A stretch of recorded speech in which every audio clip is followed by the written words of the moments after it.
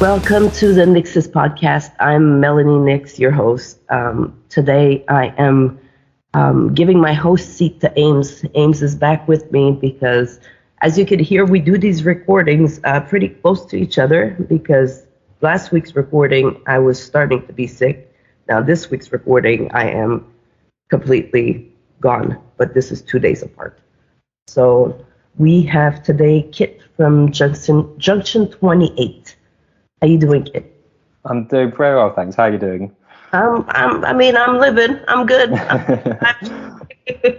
So I'm gonna hand it off to Ames. I'll be here. I'll be listening and going, but mostly muted so I don't cough in your ears. Hey, Kit. So our first question is, what is the story behind your band name? It's actually we all practice at a studio called Card Trick. It's sort of in the middle of where everyone lives, and there's a certain turning you have to take to get there called Junction 28.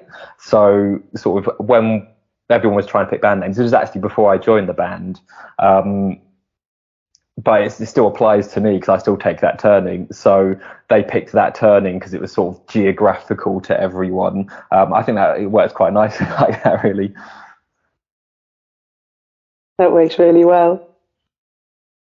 Okay, so how would you describe your music?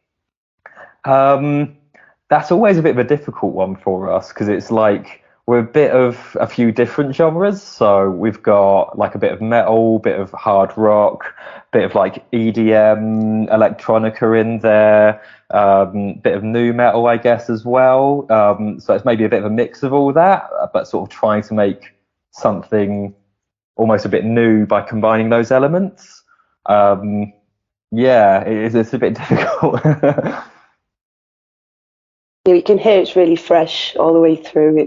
You can hear what you're saying. It's all new. Okay, who is your inspiration, of musicians or a band that you've admired most, and why? I think in terms of inspiration for our sound, we've definitely sort of going for a lot with what's happening with like Bring Me the Horizon. We're very much like Linkin Park fans as well. I Prevail at the moment are really big inspirations. Me personally as well, I'm a very big Bowie fan. So I really like the way that he sort of switches genres sort of between albums or between songs. So that's something I really like to sort of bring into our music as well, as a bit of sort of left field inspiration, I guess. Yeah. I could really see the Linkin Park connection through your music. I like the way you move into all that scream, and then you've got a nice little bit of pause, and you can hear the music meaty. It's nice. I like that. Okay, how do you balance the music and your other obligations, and how do you cope with all that? It's definitely difficult at times because we've all got full-time jobs. We're all trying to work around that. I think we've all had to find that balance. For me personally, that could mean like bringing in my laptop to work on a track while I'm at work, or working on something on the train on the way back. But we all have a hand in what we do. There's never one person that's sort of doing everything for the band. Like if we need help with something, we'll bring it to one of the other members. I'll work on the track for a little bit, then I'll send it to Craig. He'll work on it for a little bit. Someone else will start booking a couple of gigs. So the workload is very much spread around everyone, and that way like none of us get overwhelmed with it. Yeah. It's about finding the time and the life balance, isn't it? I get that.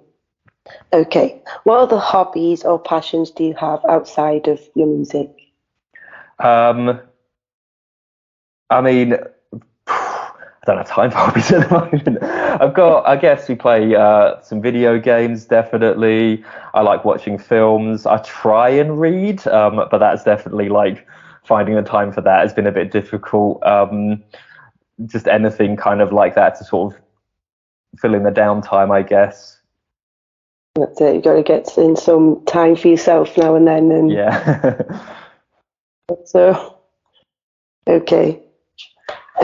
What is your background and what brought all of your band together?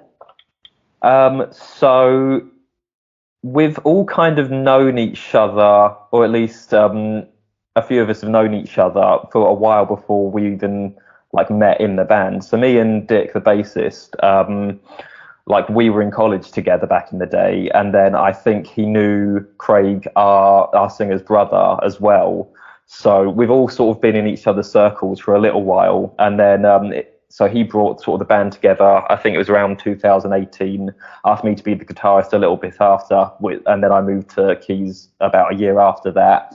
But sort of because we lived in the same area, we sort of ran in the same circles. It's, you know, it wasn't too difficult to put the thing together when we knew this is what we wanted to do. Brilliant. So it took a whole scale of people to get together and do that over time. Definitely, yeah. While we're at it, how about you introduce the rest of the band since the guys are not here? Yeah, well, we have Craig, who is our singer. We've got Dick, who's our bassist. We've got Gary, who is our guitarist. And then our most recent member, Tico, on the drums. He only joined about a month ago. It's about 11 o'clock here in the UK, so I think those guys are in bed right now. Yeah, that's the whole group. Okay. Okay, so what's the best piece of advice another musician has ever gave you? Personally, or like just a musician I'm inspired by? It could be, somebody that you're inspired by, or someone that you've maybe heard come up with some advice that you've seen before or heard, and you thought in your mind that, that's really good. That's what I'm going back to being a Bowie fan, I remember seeing an interview with him like a few years back, and he was talking about how not to play into what's popular, do what is going to make you happy, what you are passionate about, and then other people will gravitate towards that. He explained it a lot more eloquently than I have there, but I thought it was a really good piece of advice. To just follow what you as a musician feel, where your heart is, where your passion is. I think that's much more important than just trying to chase something that's popular. And then other people will see that passion and sort of move towards that. I think that's a really, really good piece of advice, definitely. Definitely, yeah. Bowie's always really good at hitting the nail on the head there. With the expression. You could really feel his music, eh? The last album that Bowie did, I mean, you could hear that he knew that it was his time. His time was coming. You could feel it through all his music. So I think that's what he meant, like, you know. Oh, absolutely, yeah. Keep being true to yourself. What are your ultimate career goals?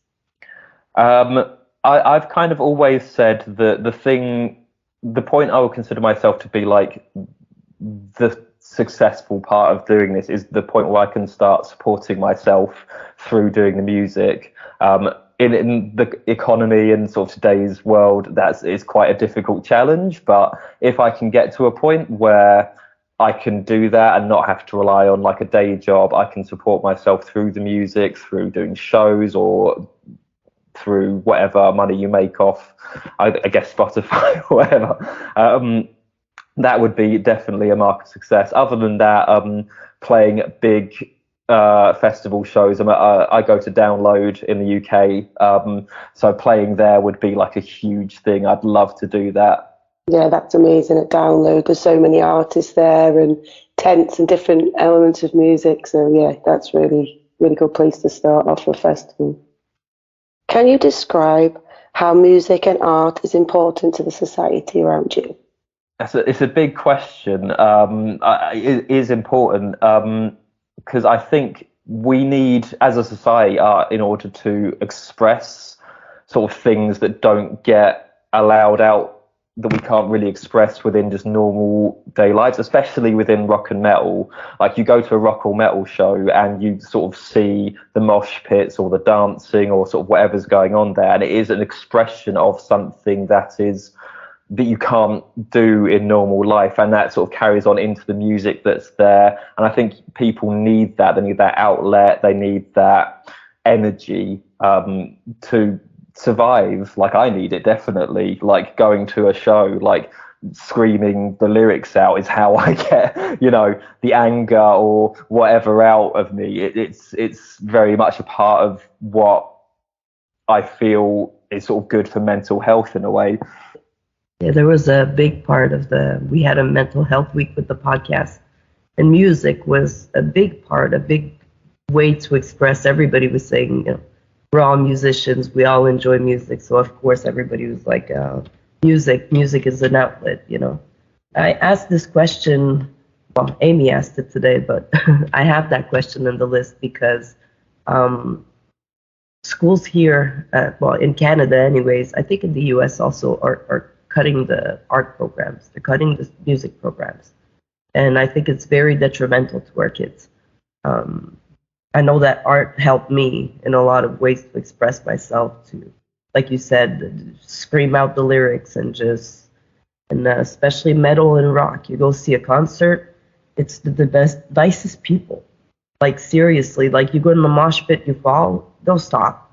They'll pick you up, make sure you're okay, and then keep going. I mean, we've seen other, unfortunately, concerts where people are passing out, people are pushing people, and people are dying. You don't hear that in the metal concert. We usually show, make sure everybody's okay, and start again. So I think it's also important to see that metal and rock people are not like the big monsters that we all see them to be. They're actually like one of the sweetest people on the planet. No, I 100% agree. It's like there was that whole thing a couple of years back about it was a rapper that there was a show where quite a lot of people died because they pushed to the front, and I can't say anything about what the situation was with that show. I wasn't there, but I haven't seen anything like that from like a Slipknot show or something like that. Like I've been to shows with like heavy bands that have been playing, absolutely chaotic music, and I've been in those mosh pits and just, falling down, someone picks you up. I've even seen bands like stop the show because they've seen someone fall down, and they go, no, we have to pick them up, we have to make sure they're okay. And I think it's a very important thing in order to do that. You always see people trying to get out their passion and enjoy their passion, and then always you've got the audience there trying to be as passionate with the music. So having that respect amongst each other, it's nice to see in the metal society and the community. Very nice. Okay, so when is your favorite time of day to create? Me, I'm a bit of a night person, so it tends to be like if I'm up in the morning early, I'm just like not awake. I can have 3 coffees and that's what I need to get up. Once it gets to like 11, 10 sort of in the evening, I'm suddenly like more on. So then I'll sort of coming up with ideas. I'll still go to bed in like an hour or two, but that tends to be when I guess my brain is like at the right place to start creating stuff. I don't know why, that's just me. I don't think anyone else in the band has that. They're probably all a bit annoyed with me sending texts at like 2 o'clock in the morning saying I've just had 3 different ideas. Like, go to bed, Chris. Okay. Well, usually, most of the bands that I've talked to anyways, they say that it's mostly nights.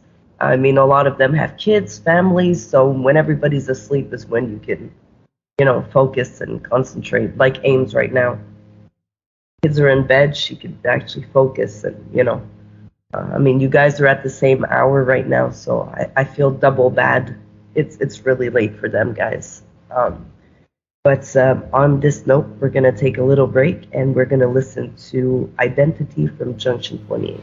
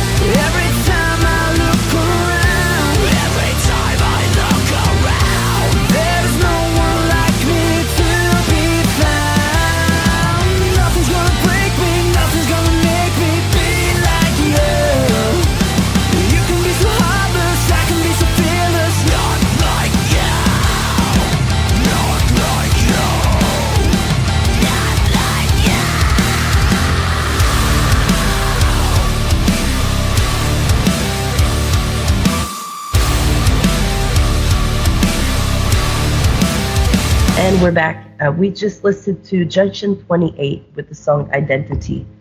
Ames and I are sitting down with Kit, who is the keyboard player, right, for Junction? Yeah. How'd you learn to play?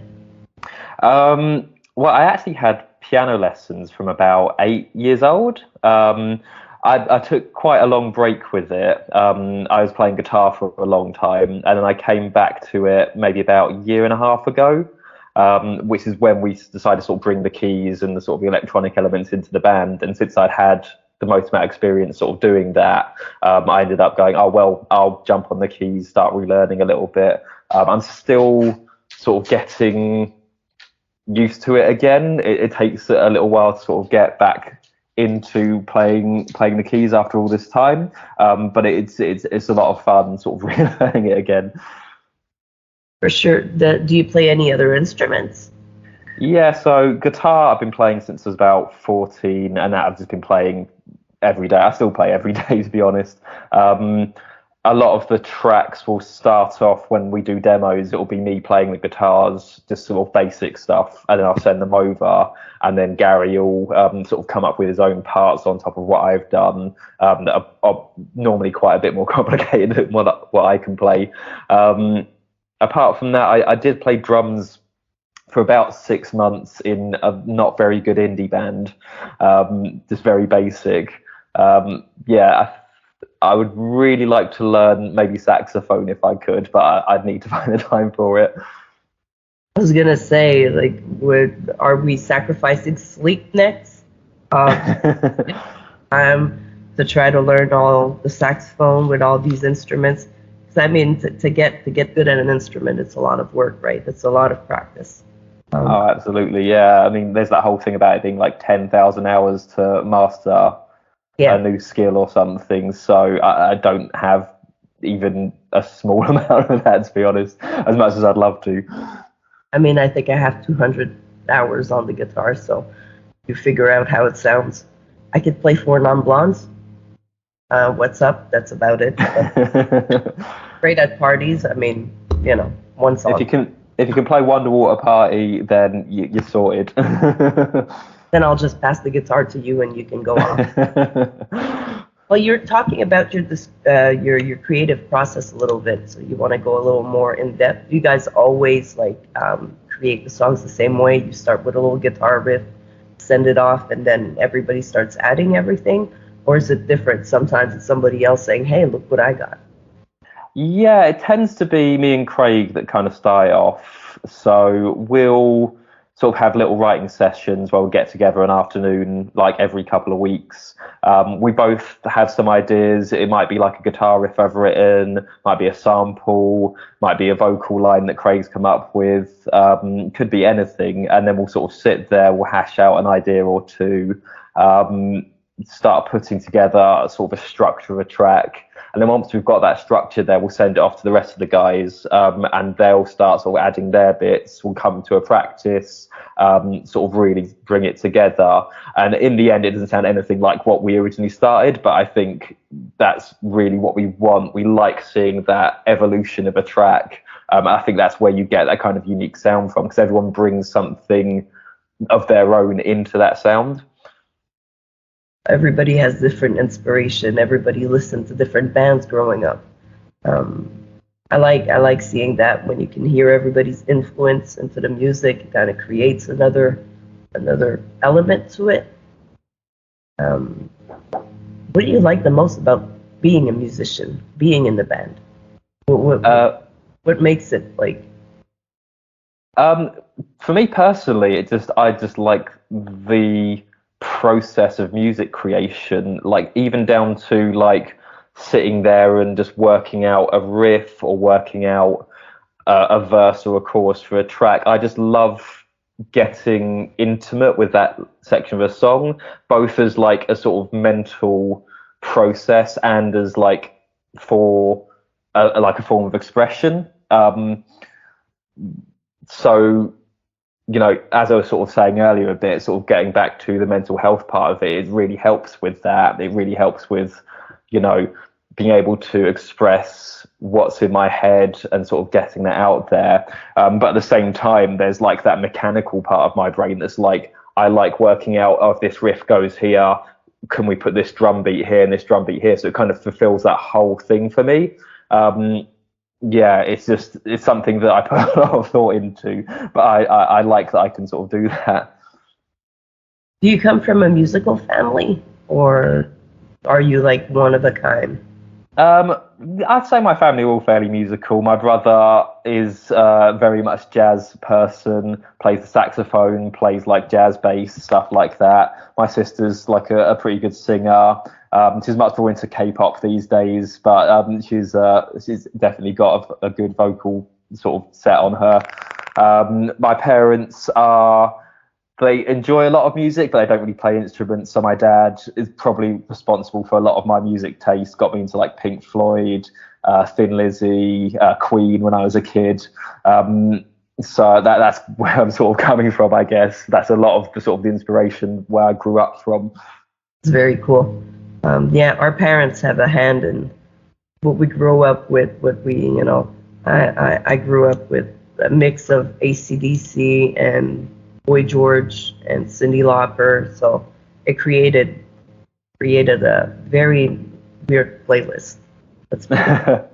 No, like I have a really specific memory. I must have been about 6, and I think my dad put on, I think it was Ace of Spades by Motorhead, and I remember it just being that moment of hearing that riff of suddenly being like, I don't know why before that point, like I hadn't really been interested in music, and then after hearing that song, it was suddenly like, music is something that I now enjoy. But yeah, it's just a really vivid memory for me. Where do you find inspiration for your music? So many places, to be honest. A lot of it can be sort of some of the modern sort of acts that I mentioned earlier. So we've got like Bring Me the Horizon, I Prevail, Linkin Park. A lot of what we're looking at the moment is we really enjoy a lot of like EDM and electronica. So we're sort of looking at like the rave scene and stuff like that, sort of house music, techno, looking at not just the music itself, but I guess the shows that they put on with the music and sort of trying to incorporate those ideas into what we're doing. That's kind of what we're looking at going forward. So if we put out another project, it's going to try and take that in a bit more. Very cool. Very cool. I like when people start exploring, get out of that box. And metal is supposed to sound like this. No. Music is supposed to just make you happy. And as long as it makes you happy, it'll make somebody else happy too.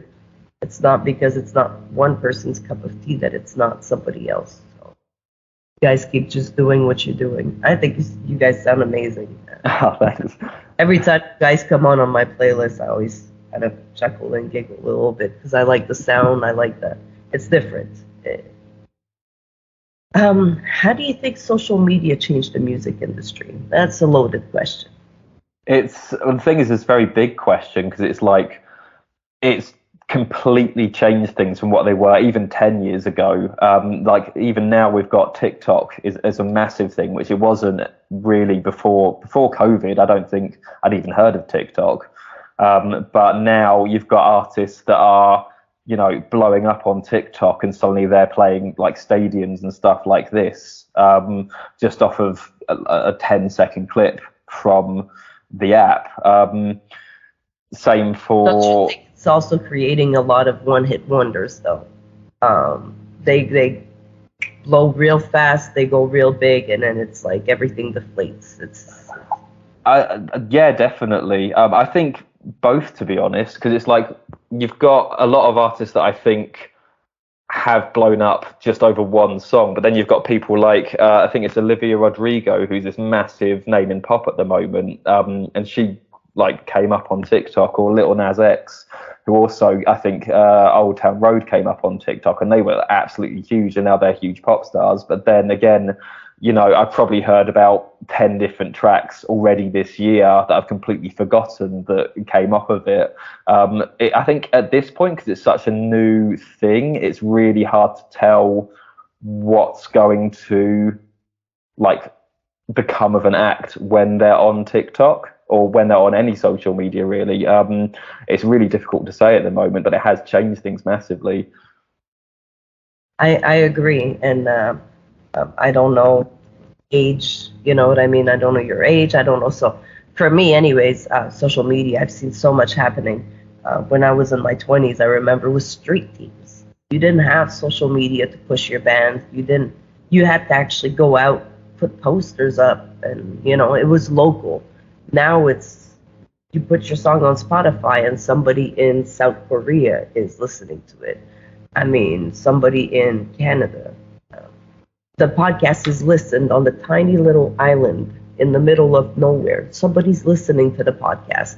It's incredible. And that side of social media changed the game, so it's easier for everybody to get heard, but it created such an overflow of musicians, especially during COVID. I mean, we didn't have nothing else to do but to create music. So I think a lot of bands came through to COVID. No, I completely agree. I think it's created this kind of strange phenomenon where it's like simultaneously easier than ever to put your music out there, but harder than ever for your music to be found amongst all of the stuff that's being put out. So and the thing is, in 10 years or even 5 years, it could be completely different again. We just don't know at this point because it moves so fast. I think it's already changing again. Because during COVID, everybody was kind of selfish. Hear me, listen to me, you know? Now the community's like, hey, listen to this guy. Hey, listen to this girl. Did you check out this band? The community's coming together, and I think it's helping everybody out. I've seen a massive influx of people, of interviews coming in once I kind of made my way into the indie community on Facebook right now. It's blowing up. I mean, you got people like Death Pigeons making playlists for everybody. Sloppy Joe Studio making an indie game and adding everybody's like indie music in it. I mean, it's nice to see the community come together and help each other out. I mean, I think it's about damn time. No, I think it's really good to build community. It's kind of what we've been trying a little bit to do in our area, because we put on, like, every 6 months or so, we put on a little festival just at a venue that's quite close to where we live. We get about sort of 8-9 acts that are friends of ours to play there, put on a whole night. We're sort of inviting each other to like each other's gigs as well, so we've definitely got a little thing growing. And it just means that everyone kind of helps each other out. Like, we're even talking at the moment about sort of doing features with other bands or other singers and stuff like that, getting people in. And that way it's like it's a win-win for everyone. Like, we all get the benefits of that. We all get the attention. We all get the just the community of it. That's what my next question was going to be. Do you have any collaborations? So it's funny that you're just talking about that. A lot of the bands are creating collaborations right now. Even the bigger band, I think it's Carbon Stone, is like doing collaborations with 3-4 bands at the same time, 3-4 singers. I know even the smaller indie bands are doing a lot of collaborations right now. And I think it's nice to put all those sounds together, all those. I know I'm going to be hitting a few collabs with people once all this clears up, because nobody wants to hear me sing right now. I promise. Nobody. But let's not hear me sing, but let's go listen to a song from Junction 28. Let's sing The Dark Thoughts. We'll come back and we'll talk about it.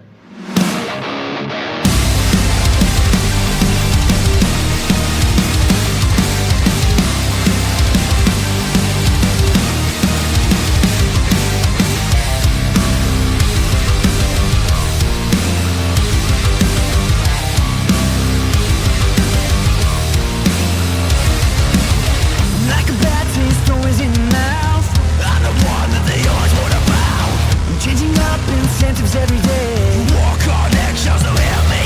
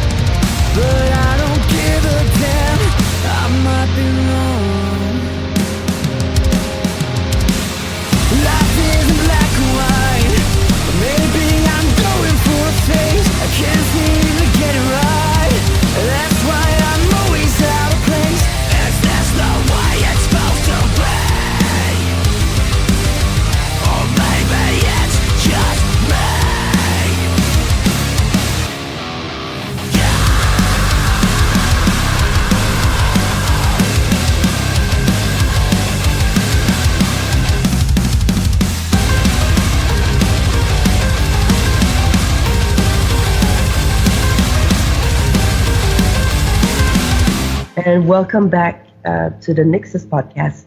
I'm your host, Melanie Nix, and I have my co-host today, Ames. We are interviewing Kit from Junction 28. We just listened to Dark Thoughts, but I just remembered that we never talked about the first song we listened to earlier, Identity. What's the song about, Kit? So that's very much about being who you are, being proud of who you are, not letting other people sort of take that away from you. It's sort of a statement about how we want to be proud of who we are. It's both sort of a thing for us about the music itself and us as people. Like, we're going to do our music our way. Like I said, it's a bit of a mishmash of styles, but it's stuff that we enjoy as opposed to stuff that we think is popular or stuff that we think is going to sell or whatever. But it's also about us as people as well, about how we are going to be who we are and we're going to be proud of that, and just not to let other people take that away from you. Absolutely. Don't let nobody take who you are away from you. Don't, be proud. There's only one you. So don't Exactly, let tell you how to be you. You know how to be you better than anybody else. And Dark Thoughts is the one that we just listened to, which would be released off of your next album, right? The second album? Off the second EP. We've just put that out about a month ago, maybe a month and a half now. And that's going to be our next single, what we're doing a video for, which will come out later in the year. Very nice. Very nice. You guys doing a video with you guys, or is it going to be or is it just something that we don't talk about right now? I can't give too much away yet, but I can say it's going to be fun. It's going to be something that we've not tried before. We've got like a pretty solid idea for it. It's going to be a bit more comedic, I guess, but at the same time, it's really going to sort of have the energy of the song. And I think it's going to sort of stand out against sort of the stuff we've done before. Very cool. So I'm going to pass you on to Ames for a few questions. How you going, Kit? Hi. Okay. Does music help you in other areas of your life? Absolutely. I mean, I'm listening to music all the time. It's whether it is sort of listening to it because I need to, take a minute for myself, where I need to emotionally express something, or even it's just I listen to stuff just on the train to work, just to sort of fill the time. I listen to it at work. We've got a big speaker in our office, so we're sort of always sort of fighting over who's playing it there, who's putting their stuff on. And it sort of does help in just a lot of different ways, whether it be sort of elevating the mood, or whether it is just like I'm angry or I'm sad, or even if I'm happy and I just really want to listen to like a bit of happy music for 10 minutes by myself. Totally agree. You could be tucked away with any type of music, depending on your mood. Always. How was music introduced to you, and how did music influence you in the early years? I think I answered that a little bit earlier with the Motorhead story. That was definitely a big one. Hearing that riff in the car and suddenly sort of having that moment of this is something I really enjoy. After that, I think the first album that I ever bought was actually Meteora by Linkin Park, which I must have listened to like 3 or 4 times a day whenever I had it. I had a disc Walkman, and I was just playing that constantly. So I think I know every lyric on the album at this point, even today. So that's definitely gone on to influence our sound now. I mean, it's a big influence on what we've been doing, definitely. They're definitely very addictive, aren't they, to listen to? And absolutely, yeah. I listened to them the other day. I think it was a Thousand Suns album, which I think I also really love. Still, their music to me is so fresh. Like, it still sounds so modern, even though a lot of it came out in like the late 90s and the 2000s. Like, it still sounds like something that could have come out this year. Yeah, it's very dynamic and fits in so much. Where does your mind go when you're in front of an audience? I think it takes a little while. Normally, there's a little bit of nervousness during the first song. I always sort of have that. I don't know why, but it just goes after about the first song. And after that, it's just, you're sort of in the flow of it at that point. You're sort of feeding off the energy of the crowd, sort of seeing how everyone is reacting to it. There's always sort of a little bit with me, because what we do within our live sets as well is we have these little transitions between the tracks. So we'll do like a mix where if we're doing like Identity into Dark Thoughts or something like that, we'll have like a little drum and bass bit which I'm playing on my synths. So there's a little bit for me where I'm kind of like trying to work it all out, but it's still kind of feeding off of that energy of the crowd. What are your plans for the coming months? What have you got coming up with the band? Yeah, so we've got a gig next Saturday. We're playing with Ali Tempora. That's going to be, I think it's the Hope and Anchor, although I could be wrong about that. I'm just taking this off the top of my head. We've got a couple more gigs then coming up in July. We've got one at Chinnery's in Southend. We've got another one in London. And then towards the end of the year, we're looking at doing maybe a tour of somewhere in Europe. It's still very early days for that at the moment, but we're like, it's looking like really, really good to do that. I'm really excited for it. So many places to go in Europe as well now, isn't there? A lot more venues, a lot more events to go to. Oh yeah, absolutely. We've got since Tico joined our band, Tico's from the Netherlands, so he's like already has an idea of some places to play around there. So definitely looking forward to that. Where would be a location that you'd love to play? Like for me, it would be the Opera House in Sydney. Love to hear vocals in there, to hear the acoustic. I mean, that's my dream place. What's yours? I think for me, it's still Download. It's just because I've been there so many times. I know, like that festival, playing on that stage would be like just a massive honour.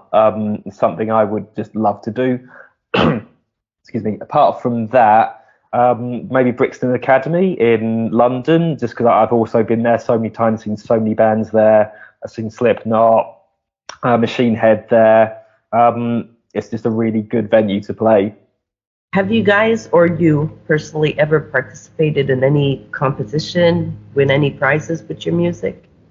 I don't really think we've won any prizes. We've done a couple of ballad bands, haven't been too successful with them, but you know, we'll keep hacking away at it, keep trying to do it.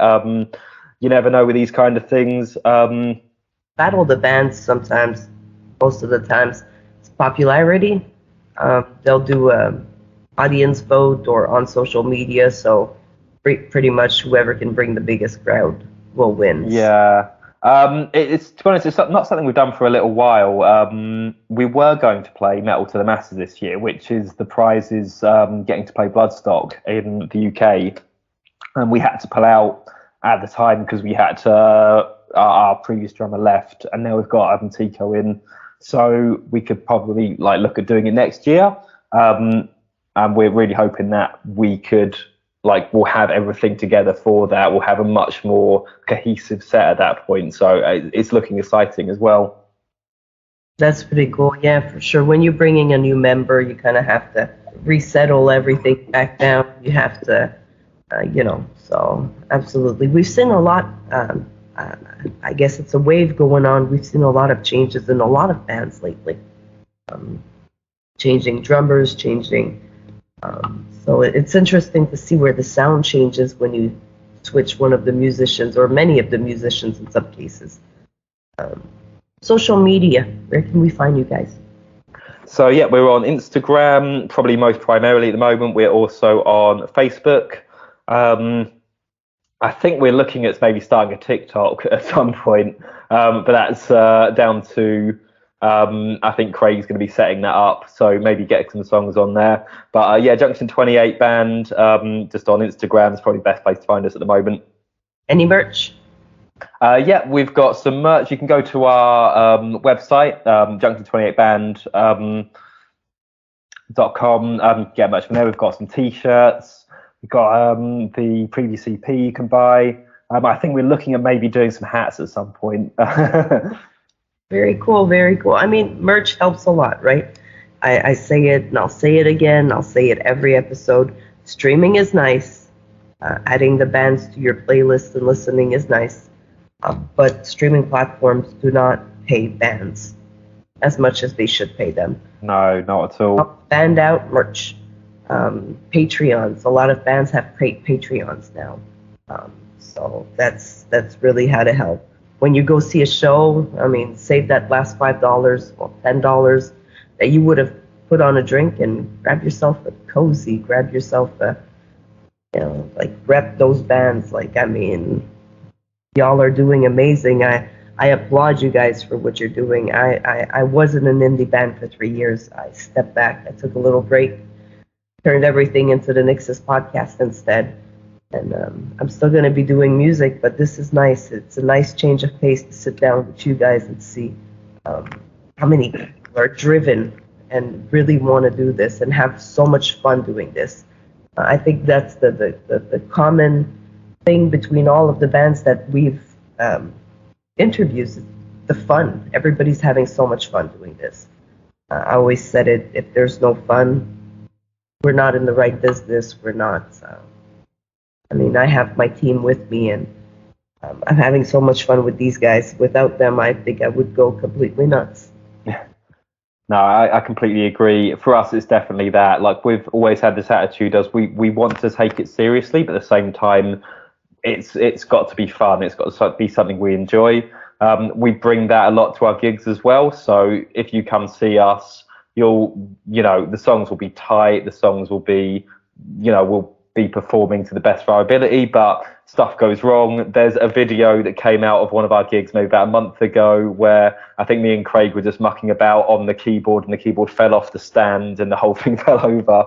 And you can just see us just laughing just so hard at that. So, we don't let that kind of thing like get us down. It's part of the experience as much as playing the songs as to the best of our ability is. Absolutely. It's going to happen. It happens to even the biggest artists out there. They have bloopers. They have halfway through singing a song and they sneeze, or, some shit happens. I mean, you try to control everything, but you cannot control everything. So exactly, yeah. I mean, just have fun with it. Everybody's going to laugh anyways. Might as well laugh with them before everybody laughs. But we're coming close to the end of the interview. Before I ask you the final question, the NYXUS question, do you have anything you'd like to say? Any shout out? The floor is yours.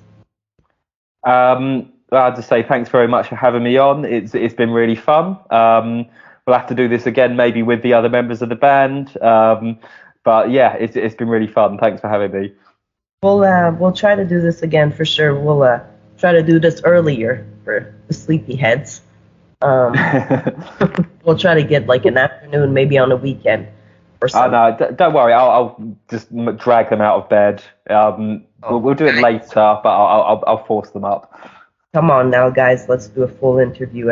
We'll do how about that? We'll just do a live interview and just shoot shit and laugh on live and have some questions from people.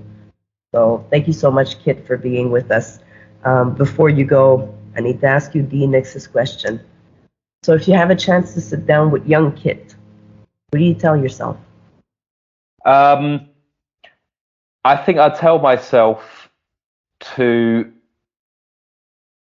I think the thing that I thought a lot when I was definitely a teenager and starting out is when you're like 16 or whatever and you start playing, you think you're amazing, you think you're the best, and I would tell myself you're not, but if you learn and you take in the experience of other people, if you don't have an arrogant attitude, if you have an openness to people and you take other people's advice on board, you're going to become so much of a better musician through that.